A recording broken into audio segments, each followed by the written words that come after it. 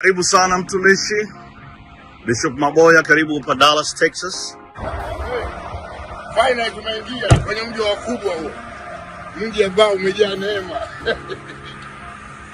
Nani huyo? Minister Flora, The powerful lady. Welcome to Dallas. Hey, come on. Mungu akubariki sana. Huyu mjukuu wa mkongo injili Moses Flora. Una mbegu kubwa sana ambayo imekaa huko ndani. God bless you so much. Kipawa hicho ukiinua. Na naamini kwamba umekuja kwenye mji huu kwa mpango maalum. Amen. For how long has she been here?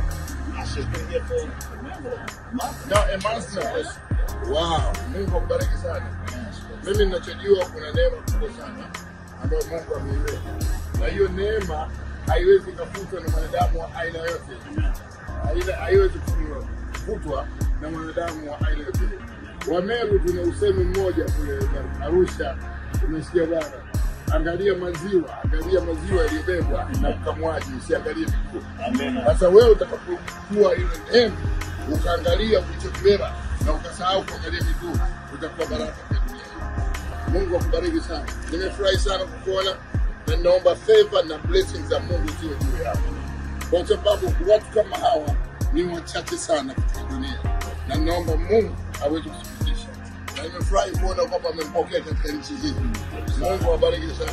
Nilisikia kama ni kuombea favor uikamate US yote. Na utakaporudi jambo fulani litokee. Do you allow me to pray for her? Amen. Go ahead. Amen. Father God, in the mighty name of Jesus, I give you praise and honor for this lovely moment you've given me, Lord.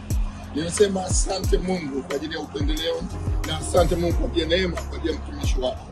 Na mafuta haya ambayo Mungu umeweka ndani mwake yakapate kustawi sio tu katika nchi ya Amerika, iende bara la Asia mpaka South America. Na Tanzania ikapate kujua kwamba imemtuma missionary katika neema ya Mungu izidi juu yako. Amen. Ninajua kwamba kwenye kazi yako ya injili umekutana na challenge nyingi. Hizo challenge zote zikakupe nguvu ya kusonga mbele. We are standing with you. Tunaheshimu mbegu uliyobeba. Na hii mbegu hakuna mwanadamu alizomwamka atakayezuia. Nakupa big up. Fanya kazi ya Mungu na Mungu akakupe neema katika nchi hii. Ubarikiwe sana mwanangu. Mmenipikia nini leo? Chakula ya Ulaya. Mmenipikia nini leo? Kuna supu, kuna chipsi, kuna wine, kuna pilau, kila kitu. Amina.